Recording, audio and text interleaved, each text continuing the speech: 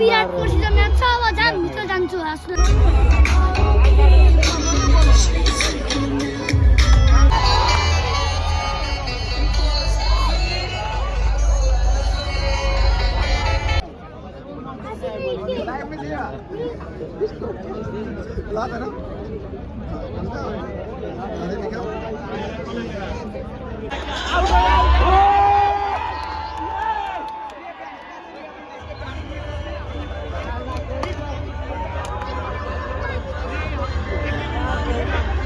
Wicket.